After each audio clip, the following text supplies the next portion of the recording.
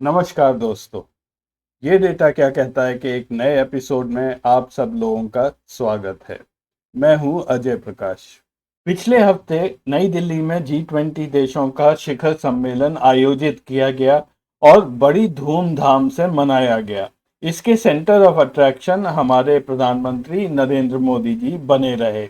ये सम्मेलन पूरी तरह एक मोदी इवेंट बनकर रह गया था और जब मेजबान मोदी जी हों तो मेहमान नवाजी किसी और स्तर पर ही पहुंच जाती है। मेहमानों की बहुत अच्छी तरह देखरेख हुई और ऐसा कहा गया कि उन सबको सोने और चांदी के बर्तनों में भोजन भी परोसा गया। इसी G20 सम्मेलन में जितने भी डेलीगेट्स आए थे उनको एक किताब भी भेंट की गई जिसका टाइटल था Bharat the mother of democracy.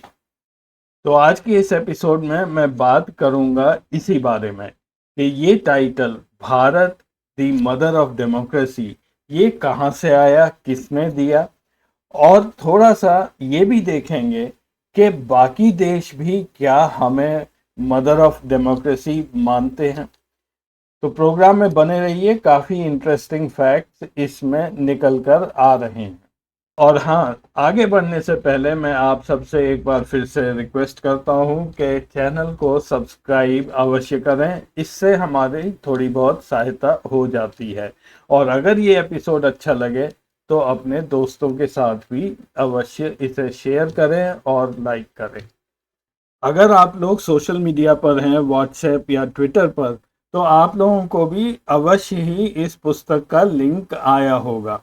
अब कई लोग इसको फॉरवर्ड करने में लगे हैं, खास करके हमारी भक्त ब्रिगेड बहुत ही उत्सुकता से इसके बारे में प्रचार करने में लगी हुई है। जैसे कि एक सज्जन है जो अपने को स्टार बॉय बोलते हैं, वो इस पुस्तक के बारे में कुछ भी लिखकर ये फॉरवर्ड करते रहते हैं। इनके बारे में आप ट्विटर पर देख सकते हैं। Bharat the mother of democracy, इस पुस्तक में भारत के पिछले 8000 साल के इतिहास को दर्शाया गया है करीब 50 पन्नों में। और रहा सवाल कि इसमें मुगलों के बारे में जिक्र नहीं किया गया है या अंग्रेज़ों के बारे में जिक्र नहीं किया गया है, तो मेरे ख्याल 38वें पन्ने पर ये मुगल एम्परर अकबर के बारे में काफ़ी अच्छी बातें लिखी गई हैं। बात इस पुस्तक की नहीं है, बात यह है कि किसने हमको मदर ऑफ डेमोक्रेसी का टाइटल दिया था। Who gave the title mother of democracy to India.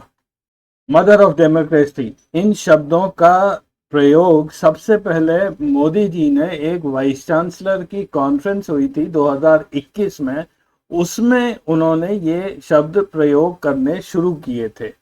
उसके बाद 25 सितंबर 2021 को यूनाइटेड नेशन जनरल असेंबली में भी नरेंद्र मोदी जी ने ये कहा था कि भारत मदर ऑफ डेमोक्रेसी के नाम से जाना जाता है। और फिर पिछले साल हमारे 76वें इंडिपेंडेंस डे के दिन जब उन्होंने भाषण दिया था लाल किले से, तब भी उन्होंने ये बात दोहराई थी कि भारत मदर ऑफ डेमोक्रेसी के नाम से जाना जाता है। तो ये शीर्षक मदर ऑफ डेमोक्रेसी आरएसएस और बीजेपी की ही देन लगती है, जिसको नरेंद्र मोदी के माध्यम से इसको पॉपुलराइज करने की कोशिश की जा रही है। इसका कोई फंडामेंटल या साउंड बेसिस नहीं है। अब क्योंकि आरएसएस, बीजेपी और मोदी जी को आज़ादी के 75 साल बाद ये याद आया कि भारत तो मदर ऑफ डेमोक्रेसी था, लेकिन उनके पास कोई तथ्य नहीं था, कोई फाउंडेशन नहीं थी, कोई डेटा नहीं था, फिर भी वो एक किताब देना चाहते थे। तो ये किताब एक तरह से भारत की सांस्कृतिक विरासत यानी कि कल्चरल हेरिटेज के बारे में थोड़ा बहुत बताती है। लेकिन जहाँ तक डेमोक्रेसी या प्रजातंत्र की बात है, तो ये बहुत ही एक पुअर शो है इस किताब में, जो कि किसी भी एंगल से ये प्रजातंत्र के बारे में कुछ नहीं दर्शाती है। पहले पेज पर जो मोदी जी का ओपनिंग रिमार्क है वो भी एक कंफ्यूजन भरा है। मैं आपको पढ़कर सुनाता हूँ, पहले अंग्रेजी में और फिर हिंदी में। वो लिखते हैं पहले पन्ने पर, I am proud to represent a country which has the distinction of being named as the mother of democracy. We have had a great tradition of democracy for thousands of years. Our diversity is the hallmark of our strong democracy, a country that has dozens of languages, hundreds of dialects, different lifestyles, cuisines. This is the best example of a vibrant democracy. याद रखिए, कोई distinction नहीं है, ये नाम स्वयं BJP ने ये दिया है, तो किसी ने इसका नाप के या कोई डेटा लेकर ये नाम नहीं दिया गया है।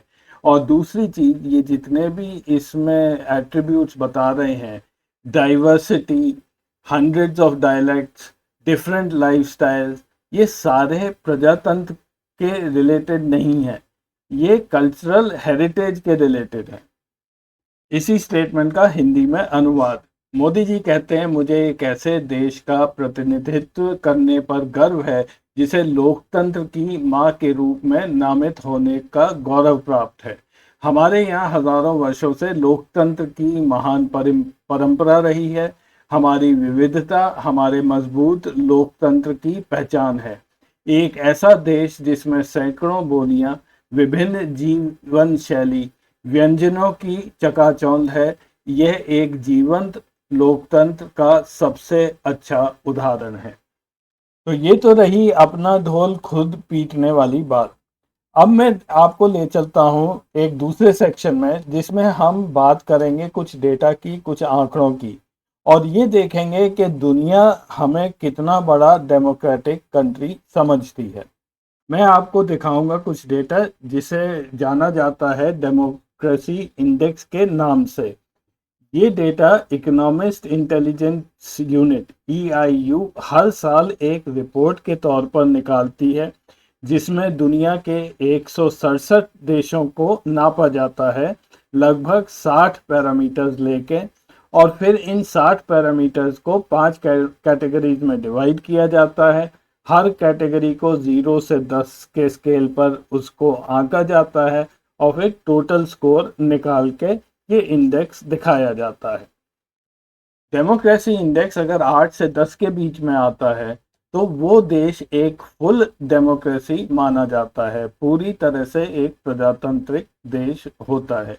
अगर ये इंडेक्स 6 से 8 के बीच में आता है तो उस देश को फ्लॉड डेमोक्रेसी, यानी कि प्रजातंत्र तो है लेकिन कमियां हैं, और वो कमियां होती हैं सिविल लिबर्टी के एरिया में हो सकती हैं, पार्टिसिपेशन, लोग पॉलिटिक्स में पार्टिसिपेट करने से घबराते हैं, और एक तरह से अंडर डेवलप्ड सिस्टम होता है उनके पॉलिटिक्स का। यही डेमोक्रेसी इंडेक्स अगर 4 से 6 के बीच में होता है तो उन देशों को हाइब्रिड रिजीम कहते हैं, और 4 से कम होता है तो वहाँ अथॉरिटेटिव रिजीम मानी जाती है। आगे मैं जो आपको डेटा दिखाने जा रहा हूँ, जैसा मैंने कहा, इकोनॉमिस्ट इंटेलिजेंस यूनिट की एनुअल रिपोर्ट से है। मैं जो डेटा ले रहा हूँ वो डेमोक्रेसी इंडेक्स 2022 रिपोर्ट से है, जो कि लेटेस्ट है, जो 2023 में पब्लिश हुई थी। और अपने ओपनिंग पेज पे ही इस रिपोर्ट में ये बोला गया है कि दुनिया में प्रजातंत्र खतरे में आता जा रहा है। ये कमेंट किया गया है कि दुनिया का एवरेज डेमोक्रेसी इंडेक्स पिछले 2 साल में बढ़ा नहीं है, वो जहाँ का तहाँ स्थिर है, जबकि पैंडेमिक से पहले वो इंडेक्स 5.44 था, वो अब घट के 5.29 पर स्थिर है। डेमोक्रेसी इंडेक्स का ये डेटा और जितने भी पैरामीटर्स नापे जाते हैं, ये डेटा वर्ल्ड इकोनॉमिक फोरम भी इस्तेमाल करता है, और यही डेटा IMF और यूनाइटेड नेशंस की कई एजेंसियां भी इस्तेमाल करते हैं। तो ये एक चिंताजनक बात है कि पिछले 3 साल से डेमोक्रेटिक इंडेक्स दुनिया का वो स्थिर रहा है, और इसमें एक मेजर कंट्रीब्यूशन की जो वजह रही है वो था US का 2020 का इलेक्शन, जिसमें ट्रंप जब हारे थे तो उनका जो बिहेवियर रहा था वो ज़्यादा अच्छा नहीं रहा था। ये है डेमोक्रेसी इंडेक्स 2022 का ग्लोबल मैप। इसमें कलर बेस पर आप ध्यान दीजिएगा, जो डार्क ब्लू एरियाज हैं, सबसे ज़्यादा ब्लू, वो आइसलैंड और Scandinavian countries, Norway, Sweden, Finland, ये सारे फुल डेमोक्रेसी में आते हैं। इनका स्कोर 9 से 10 के बीच में है। और उसके बाद थोड़ा सा हल्का ब्लू जैसे कि कनाडा है और कुछ यूरोपियन देश हैं, ये भी फुल डेमोक्रेसीज हैं। इनका स्कोर 8 से 9 के बीच में है। फिर आता है बिल्कुल लाइट ब्लू, जिस कैटेगरी में भारत भी है, यूएस भी है। ये फ्लॉट डेमोक्रेसीज का है, जिनका स्कोर 6 से 8 के बीच में है। अन्य देश इस कैटेगरी में है, साउथ अफ्रीका है और कुछ फार ईस्टर्न देश जैसे इंडोनेशिया, मलेशिया इत्यादि। और बाकी सारी दुनिया ऑरेंज या लाल है, वो या हाइब्रिड रिजीम है या अथॉरिटेटिव रिजीम्स हैं। मैं जल्दी से एक डिटेल में आपको ये सब समराइज कर देता हूँ। दुनिया के सबसे स्ट्रॉन्ग डेमोक्रेसीज इस वक्त जो टॉप 10 है, वो है Norway, New Zealand, Iceland, Sweden, Finland, Denmark, Switzerland, Ireland, Netherlands और ताइवान। फ्लॉट डेमोक्रेसीज शुरू होते हैं 25वें स्थान से। चेक रिपब्लिक, ग्रीस, एस्टोनिया, पुर्तगाल, इजराइल और इसी कैटेगरी में यूनाइटेड स्टेट्स 30वें नंबर पर है और भारत 46वें नंबर पर है। हाइब्रिड रिजीम्स में टॉप 5 हैं Bangladesh, Papua New Guinea, Peru, Malawi और पैराग्वे। इस कैटेगरी में पाकिस्तान आता है 106वें स्थान पर। और अथॉरिटेटिव रिजीम में बाकी सारे देश आते हैं, जिसमें ज़्यादातर गल्फ के कंट्रीज भी हैं और इसी में चाइना भी है 154th पोजीशन पे। ध्यान दीजिए, 167 कंट्रीज में से चाइना की रैंकिंग 154 पर है। तो ये तो एक ओवरऑल मैंने समरी दी थी दुनिया भर के देशों की। मैं आपको भारत का इंडिविजुअल अब स्कोर दिखा रहा हूँ और ये देखिए कि वो फुल डेमोक्रेसी से अभी हम लोग कितनी दूर हैं।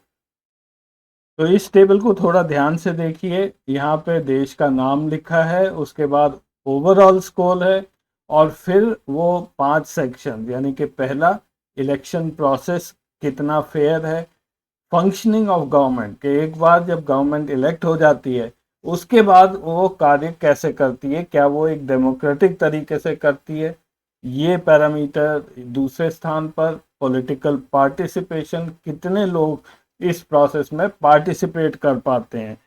हमारे यहाँ पे इलेक्शन लड़ना एक आम आदमी के लिए बहुत ही मुश्किल है।